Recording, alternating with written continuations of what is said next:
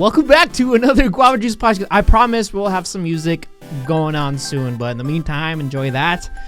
So today's episode, we're going to talk about ideas, okay? Specifically, YouTube ideas, how to come up with a couple, the templates to creating the idea, the process to building it, and the end goal, which is to execute the idea and put it into a video. What is the process of it? What do I do? And maybe it'll help you come up with ideas as well. I mean, it doesn't have to be for YouTube, for example. Maybe that idea will come to like your projects, your art, or your music, anything. So I'll do my best to help you out. I'm here with Leonardo. He will be today's moderator. He's going to ask me some burning questions. Frequently asked questions that I always get.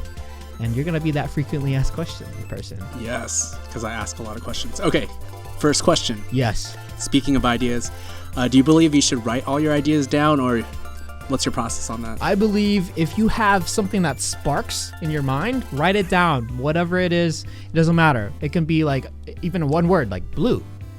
I don't know why, but like if you put something down, you're going to remember it later on. Because at least for my case, I have a very, very short-term memory. Like I have an idea and then it'll just disappear in like 10 minutes. So it's always nice to write all your ideas down, no matter how simple or how little or how big they are. I mean, everyone has a phone. Just grab your phone, go to your notes, write it down. You want to see all my ideas? Huh? So here, for example, I'll just show you, like, if you grab my notes, it just goes on and on and on with ideas. I'm going to scroll really fast because, okay, that's good. So just write as much as you can, all right? Because little did you know it, maybe when you return to reading that idea in the future, maybe it'll evolve to an even stronger idea. Think about that. So no idea is a bad idea. Even the bad ideas, they can evolve to a great idea. You just got to write it, let it sit. Nice. I remember you actually recommended a book that's about ideas to some degree. Do you remember what it was? A book about ideas.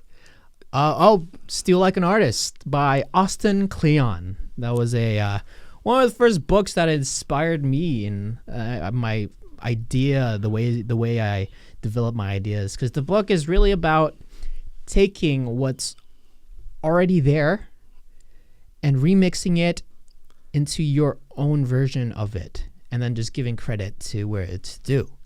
So that's the whole process of it. Because if you think about it, every single thing in this world stems from a previous idea, a previous form, like Tesla cars, for example. I don't know where he got the from. Elon Musk is crazy. That's not a good example, but I'm talking about like ideas like movies. I don't have a good example right now. Even Tesla, right? Yeah, where did he come from? So, maybe he had a fascination with transportation and cars, but then there's other solar panel, electricity-driven products. Yeah. And then he just basically got the idea of, I don't know what I'm saying. Yeah, the you know what I mean? Yeah, I know what you mean. Yeah. So all ideas stem from other ideas. I mean, it's kind of crazy to say. Nothing's original anymore. They are just remixes of what was. I mean, for me, as long as you give credit where credit's due, then that's really it's due diligence. Like, it's like, come on. Like, you got to give credit to what inspired you, So speaking of ideas and being inspired by other people, what's your process for researching and learning from other YouTubers and other channels out there? Yeah, for sure. The trending page helps a lot, even though I'm not a huge fan of it. Because whenever I get on the trending page, people don't understand it. So I try to ban myself from it somehow. But I watch a lot of YouTube, watch whatever is trending. A good way to do that is to, first see what's on the trending page. And then number 2, see what's on your recommended, like on the side, because that is what YouTube favors for you. Not only for you, but probably for like millions of other people. And kind of just see what sparks your interest. Like, for example, if you see a video of someone filling their swimming pool with Orbeez, for example, like, does that spark an interest? Do you want to recreate that and make it your own? If it's a yes and a yes, then yeah, do it. I mean, I think first and foremost, if you're not having fun with the whole writing process, for example, if you don't have fun with that, then there's no way you're going to have fun when you execute it. So the main foundation to everything is, as long as you're really, really excited about this whole process from beginning to end, your audience will appreciate that. Because even if you don't enjoy it, your audience know you better than you sometimes. They know your micro expressions. They know when you're not enjoying things. So might as well enjoy things from the beginning. And for life too, it doesn't have to be for ideas. Like if you enjoy a specific workout plan, okay, even though it sucks, do you enjoy it? If you don't, stop, okay? Then it's not worth it. Like, I mean, there are cases where you can give it a little tries. Like, okay, if it doesn't work now, maybe I'll give it a week, see if I like it. But even then, like, if you don't like it a week later, then just stop. But if you like it from the very beginning, then that's probably where you should focus all your energy on, because that is the beginning. And if it's initially exciting, then it'll be initially amazing. Exciting, amazing. Yep. So you spoke about some filters when you have these ideas, since Yeah. we're focused on ideas in this episode. You talked about excitement and then having fun in the writing process. Yeah. Is there anything else you want to add to that? That's mainly the big two: excitement, if it's fun. There are other things like, is it fulfilling? Like, will this idea spark a message or inspire people? What's the video we did? Like, we planted trees for the Mr. Beast and Mark Rober's Team Trees idea. Like, it felt satisfying and it was fun to do, and it was fulfilling because it spread a message that the environment is sacred and we got to take care of the environment. So as long as you have that, I feel like it's good.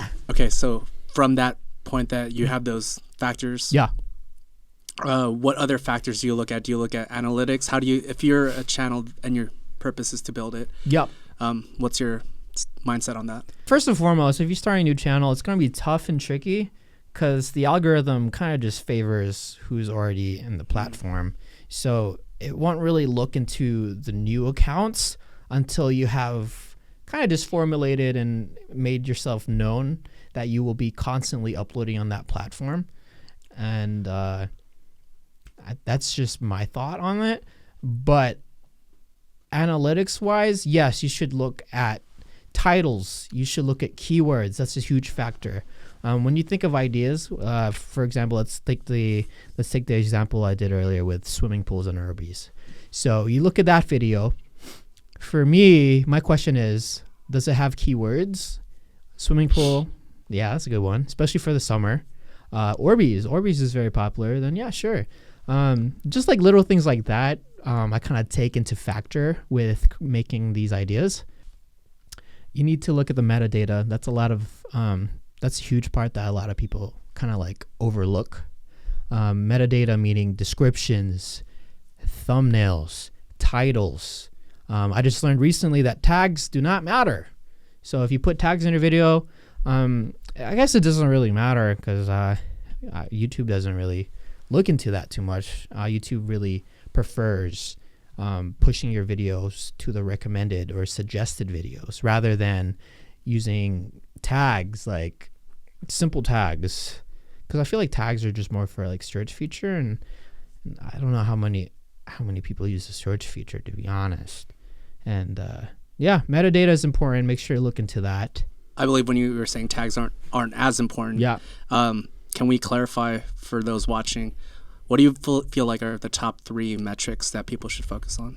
As far as like, you're talking about internally or visually, like what they see? Both. Let's do both. Okay, so title, thumbnail, description. Those are in ranking the order of what you should do. Is your title appealing? Does it have specific keywords that'll attract the audience? Does your title tell a story that the audience knows what to expect? So you really got to think about how to hook the audience and how to execute it and how you will let the audience know what to expect in the video. Once you have a good title, then think about the thumbnail. You should do this before even filming the whole entire video. Think about your thumbnail. what's the thumbnail gonna be like? Is it gonna be mostly your face? Is it gonna be whatever you're doing? Does it tell a story? Those are the top 3 things I look at and make sure I have. And then description, I don't really focus too much on description. Sometimes I just do #pineapple, just to troll, but it works. I mean, it really does work. But honestly, description, I don't know if they work or not. Some people do description cramming, meaning they just put a whole bunch of keywords on the description. Like, for example, Colin Keys does it a lot. If you look at his description, it's like, hi, I'm Colin's Key. I'm doing a video with my brother, not twin brother, but this challenge is 24 hours doing the gummy bears. And also, so it's like, I don't know if that works, but it's worth a try, especially if you're a new channel, just trying to figure things out. Cram your description. I mean, like, what's there to lose? Like, if anything, you'll gain a lot more than you'll lose. So you do that. And as far as internally, what you really want to look at if you're doing a YouTube video is average view duration and click-through rate, okay? Average view duration, YouTube favors videos where people watch a specific video for an extended amount of time, okay? So the longer the people view your videos, then the better it's going to go on people's suggested page, people's recommended page. And then as far as click-through rate, if you guys don't know what that is, it's basically the number of times people click your video when they are given your video on the suggested page. So let's say you're on YouTube and you watch a video and then you see a whole bunch of videos on the side. And yeah, it's really the statistic of you clicking it or not clicking it. And if that is really high, then YouTube will push your video. And if your average view duration and click-through rate is really high, then YouTube will really, really push your video. So that's why thumbnails are very important, because if you look on YouTube, the first thing you see on a video is a thumbnail. If that thumbnail is not great, then people will just pass it. So that's why you really, really, really got to focus on your thumbnails, whether that means spending more time on it. Like, let's say you film a video, it takes like an hour. Spend another hour in the thumbnail, figure it out. Like, a good tip and trick is, I edit all my thumbnails on Photoshop. So what I usually do is take a screenshot of YouTube's page. Like, we have a video player and then we have all the suggested videos. What I like doing is taking my thumbnails, minimizing it to the size of those suggested video thumbnails and seeing if it's clickable. Because you think of a thumbnail, you see the whole picture. Like, what is it, like 1280 by 720 pixels. But on YouTube, it's very tiny. So you really got to appeal to that tiny size. If your eyeball appeals to that tiny thumbnail, then you're on the right track. It's a lot of trial and error. Like, I don't even know the answer to it. You just got to keep trying and see what works. And if it works, keep doing it. So like right now, for example, I've been doing a lot of one chip challenges and people really like that thumbnail. So I'm going to keep milking it until people don't like it. Then maybe I'll switch it up. So do what works. Don't change up what's already working. Just keep milking it. You brought up descriptions and AVD, average view duration. What do you think of this theory? Mm-hmm. Like, the better the description is, does it count when someone's reading the description? Does that increase the view duration? That's part of them watching the video still when they're reading it. Like, let's say you clicked on a video and you're reading the description. Yeah. And let's say like Colin's Keys, right? It's like 5 paragraphs long or whatever. Yeah. While you're reading that counts. Does that count for the AVD? I mean, it depends. Like, if they didn't pause the video, yeah. That's so you're saying just write an essay? No, it makes sense. It does make sense. Like, if for Instagram, there's long captions. Yeah. And I heard they calculate like how long they're looking at the picture because of your caption. So that's why some people have long captions. On Instagram. Yeah, I never thought about that. What do you think? Do you read the description? For who? For a video. Let's say if you watch 10 videos, how often do you read the description on all 10?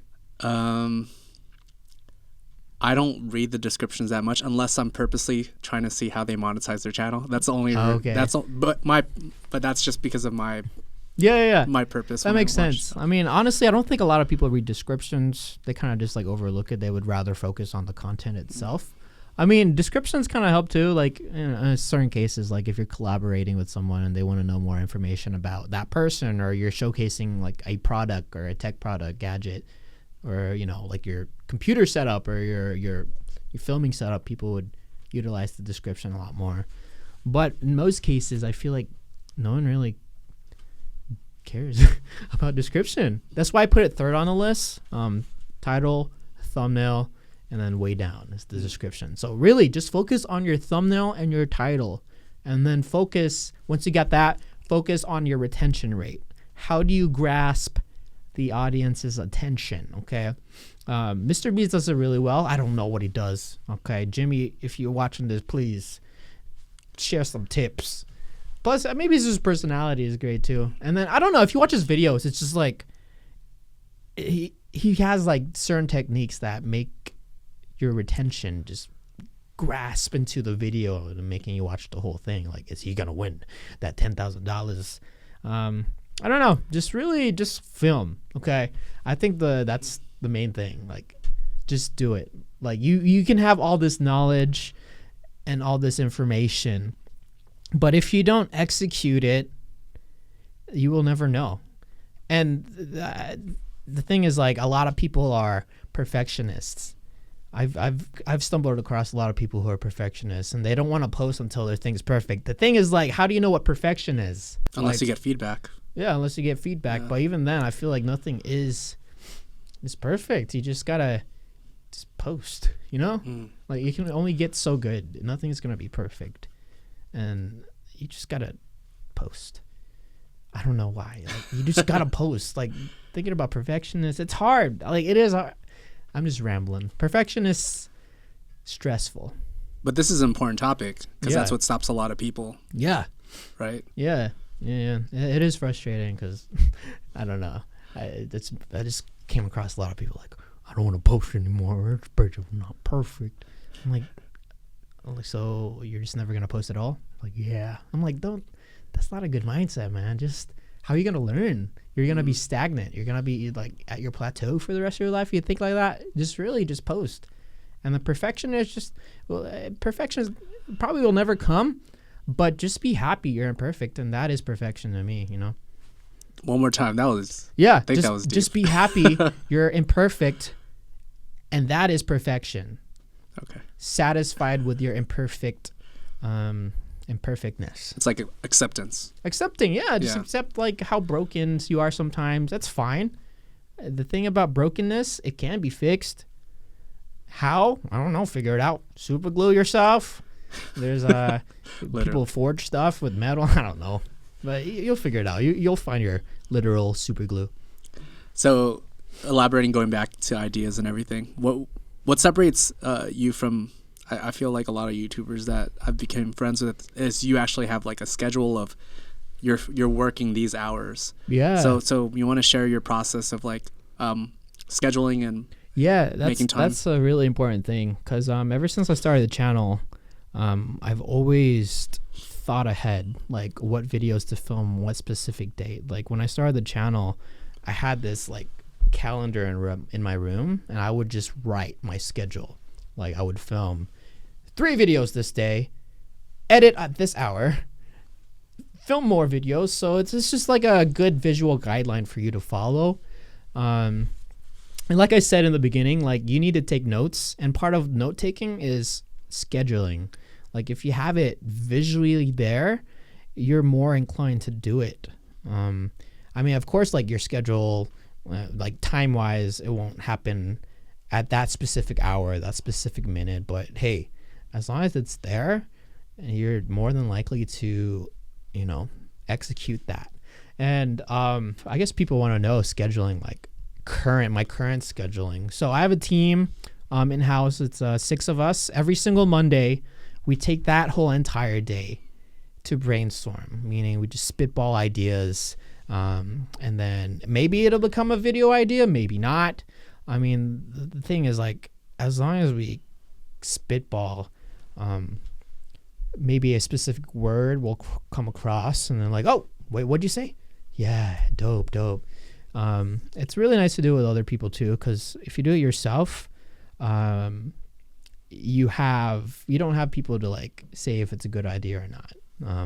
Of course, you can judge your own ideas, but it's nice to have like an external like factor, just like, hey, that's all right, or like, hey, that's great, but hey, let me add something on top of that. So it's always nice to work with other people on the whole process of brainstorming. Like if you think about like Disney, like people have like writers of like 100, which really helps because, like I said, they just stack on top of each other. So when you do brainstorm ideas, don't do it by yourself.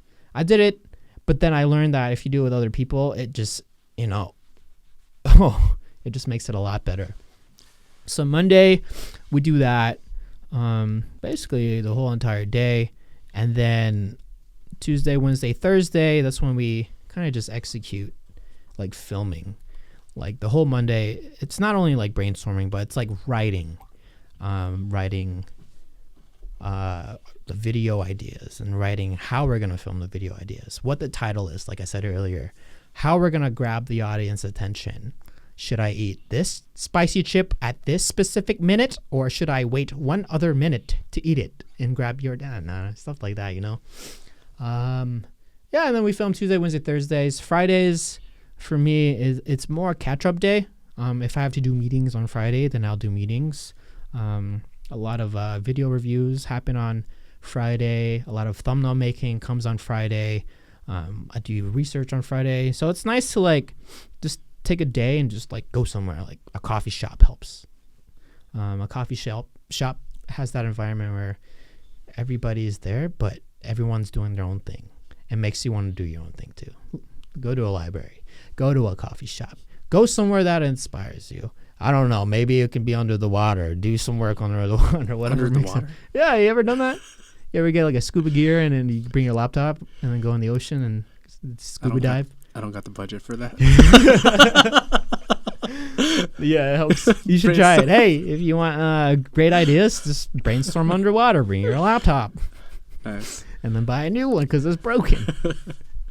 What other final notes would you like to share about ideas? I feel like you went pretty deep into it. Yeah, final notes. I mean, honestly, I don't even have it mastered. But like I said, like no one has it perfect. I mean, the only way to get through it is just keep trying. And execution. I think execution, we should talk about execution. Because execution is probably the hardest thing. Not really the hardest thing, but it's something that's tricky because when you're in front of the camera, it's hard to think about like how everything will go because you have an idea of how it'll go in your head, but sometimes it just goes different. Like it's like, for example, let's take the spicy chip. Like, okay, maybe I can't think properly because it's too spicy. And what do I do? So a lot of what I do is improv. But as long as you execute it, you just really got to execute your ideas. A lot of people have ideas that they don't do because they're scared or they're not confident in it. But the thing is, like, if you execute that idea, you'll know if you'll be confident with it in the future. You'll know if you should try it again in the future. You'll know whether you want to improve it in the future. So it's all about execution. Like the reason why I started the channel is because I had it in my head. Like, man, I want to kind of do my own thing, like from Wasabi Productions. Like I kind of want to, just go solo and just start a gaming channel. Like this Guava Juice, believe it or not, this channel was a gaming channel. Now it's just like a crazy, I don't know how to like. You said it earlier today. Crazy Nickelodeon vibes. But I executed, and it was great. I learned a lot. I learned that I gotta keep changing and adjusting, and you'll only learn if you execute. You'll only learn if you execute. That was actually really profound, man. Oh, thanks, man. It's very simplified. Yeah, it's hard to simplify like philosophies and stuff. Yeah, it's really cool. Was there any ideas that you like procrastinated on, or like you hesitated, but then after you executed, you learned something? Yeah, the one chip challenges, I kind of really I procrastinate a lot because it's painful, man. Yeah, all these painful challenges, I always try to like, push it as far away as possible. But, you got to endure the pain in order to know if you want to do it again. Unfortunately, people love it, and I have to endure the pain multiple times. Even more in the future. We're filming like a lot of like spicy stuff tomorrow, so. Outside of like painful things, Oh, okay. was there an idea where like you were just scared to release it? No. No, you were just... No. If anything, there was ideas on the block, but it didn't pass the title like filter, I guess we can call it. Like, will it be a good title? No. Okay, maybe we should just, keep it on the backlog and hopefully it'll come in the future. So the things with your ideas, write down all your ideas, even though if they don't go through, like maybe it'll not sound good at the time, but maybe 2 years later, a year later, it'll sound amazing, and maybe something will come up in your life where you just keep adding into the idea and it becomes something amazing. I think that's what happened to when we did Dora the Explorer. It was like in the back of my mind. I was like, hey, we should do a parody to Dora the Explorer. Nah, it's not a keyword. And then a year later, Dora the movie is coming. I was like, oh, we should definitely do Dora the Explorer. So like stuff like that happens, and it's great. It's amazing, and you just really gotta take everything and just put it somewhere. I mean, never put anything in the trash, or ideas wise, don't leave anything in the trash. Just keep it somewhere, and then maybe when you can't think of any ideas, just go back to your old ideas and see if any of those ideas work. So you could say execute on the ideas that you feel like are really good and it's like the right timing and that you really believe in. So the only ideas that you don't push through are the ones that don't hit those factors. Yeah. Think of it like a really good brewed coffee. There's certain filters, at least in my case, that ideas have to go through. You'll pour the coffee bean, okay, pour some water. The first filter is title, thumbnail. And then, is it fun? Will you enjoy this? And then it'll come to like, all right, well, will the audience like this? What can we do to grasp the retention of the audience? And then, like, in the final filter is like in the bottom of the coffee filter. All right, well, let's do this. And then, boop, you got some good coffee. So I was thinking about some of the filters. Sorry, there's a dog right here. So some of the filters that you go through. What's your thoughts on like Copa and like using that as a filter now? Oh yeah, is it Copa friendly? Does it appeal to kids? Well, obviously, we want to stay away from any Copa laws, so we try to appeal to like not only kids but everybody. It's like it's hard because like Copa, it's like, does it appeal to kids? It does, but it also appeals to teens and like adults. So what is that gray line? So it's like a weird mix, but I mean, in this case, you kind of just want to follow their laws, just respect it, because this is how the landscape is now. But then at the same time, don't let that affect your content. So for ideas that you feel like are gray areas for Copa, do you just scratch those ideas? Yeah, let's put it aside. I mean, obviously, like ideas like surprising fifth grade class. I mean, it's like, unfortunately, that's fun to do, but it kind of hinders and like limits what we do. But just keep that in the backlog for now. Maybe the policies will change.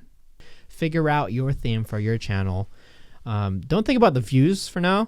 I think the most important part is formulating who you are as a creator and what you want to talk about and what you want to, send your message to your audience.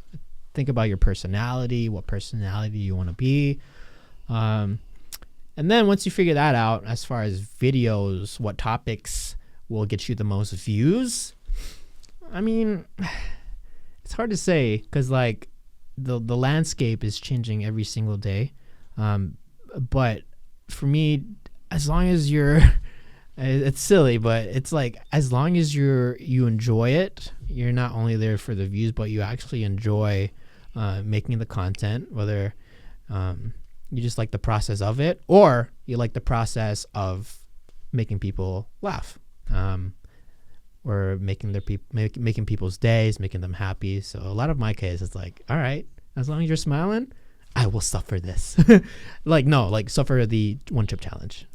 We've been filming a lot, so that's been on my mind a lot. But you know, as long as it's entertaining, that's in my case, it's nice. So don't for views, but if you want to think about like, I guess views, just do what I do.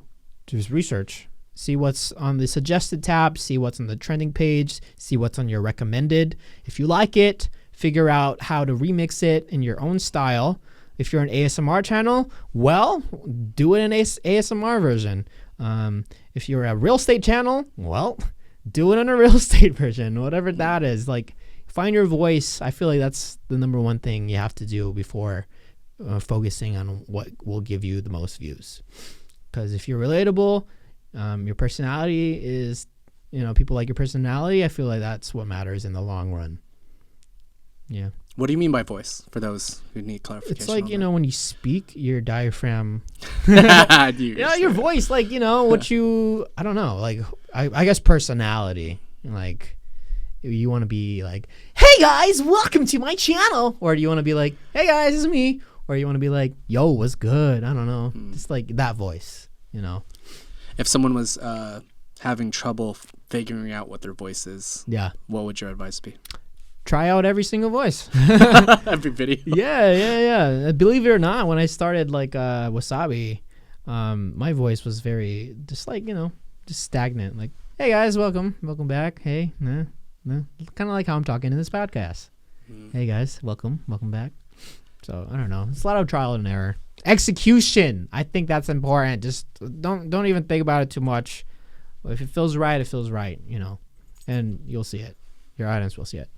So you could say when you execute, you just look at the feedback and then you build off of that. Oh yeah, read your comments, especially if you're starting.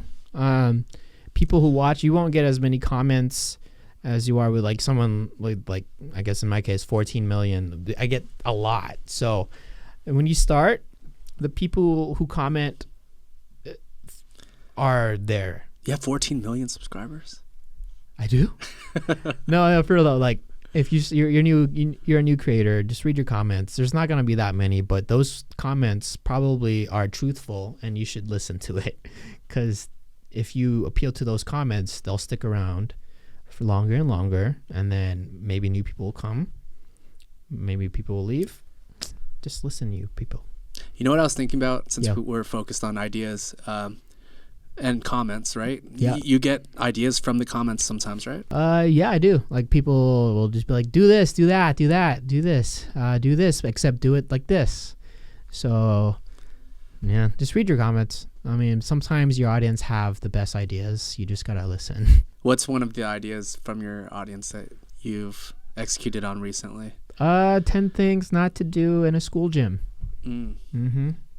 How'd that one go? It was great. You should watch it. You should watch the video. 10 things not to do in a school gym. It wasn't a trending page for a bit. People don't get it, but then they're just, you know, they're just people. There's good comments there are good comments. That's what matters. Read the positive ones, because the negative ones will hurt you and discourage you, and they don't really know. But listen to the criticism, though, to some of them. Sometimes they're right, and you got to listen to the criticism. How can you tell between someone who's just a negative Nancy versus someone who's actually You'll see. providing? I mean, it's like a comment like, you're so ugly. Die.